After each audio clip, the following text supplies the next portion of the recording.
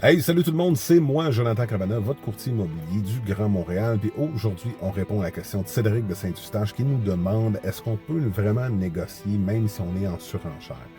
La réponse à ça, oui, mais il faut toujours se positionner dans la peau, puis là je dis mais, puis je l'explique. Il faut toujours se positionner dans la peau du vendeur qui a 2, 3, 4, 5 offres devant lui. OK? À ce moment-là, c'est pas vrai que c'est toujours le prix qui gagne, ça dit en passant, là, pour les gens qui pensent que ce n'est rattaché qu'au prix, c'est pas vrai. C'est souvent celui qui va avoir le moins de conditions ou les conditions les plus favorables au vendeur en question. Puis je donne l'exemple suivant. J'ai un vendeur qui est en train de se magasiner une maison, a une famille. OK? Puis je le sais, ça m'arrive de le faire avec des vendeurs, puis il a besoin de flexibilité. OK? Fait qu'il reçoit deux offres d'achat à concurrence.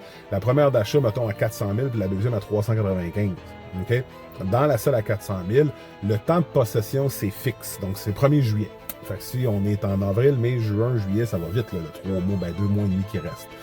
Donc, à ce moment-là, avoir une offre, mettons, puis on dit que la seule à 3,95 offre l'opportunité de pouvoir repousser, mettons, le notaire, parce que l'acheteur, c'est un premier acheteur, puis il vit chez maman, puis il est capable de l'écoper, est capable de repousser le notaire 1 mois, 2 mois, 3 mois, jusqu'à temps que le vendeur en question puisse trouver une propriété qui correspond à ses besoins. Ben, cette condition-là devient super intéressante pour un vendeur. Donc, oui, il y a des choses qui sont négociables, mais garde à la tête que plus souvent qu'autrement, c'est que ce sont des conditions favorisantes pour le vendeur. Puis dans le contexte où ce que je présente, quand que je représente un acheteur, je présente toujours mes offres au vendeur directement, parce que, ça fait partie de mon travail. Je veux dire, je ne fais pas juste envoyer des offres d'achat et attendre qu'on me rappelle ou qu'on me dise refuser.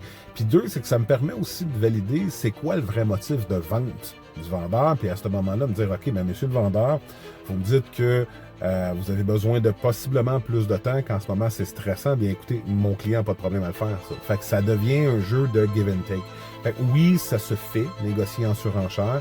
Ce que je te dirais, c'est qu'à la fin de la journée, ça va toujours être celui qui a les conditions les plus favorables pour le vendeur. Fait que si jamais tu as d'autres questions, je t'invite à m'appeler pour qu'on puisse converser davantage, voir si je suis possiblement capable de t'aider là-dessus. Je te souhaite une très belle journée, prends soin de toi, et on se redonne une nouvelle bientôt. OK, salut, bye!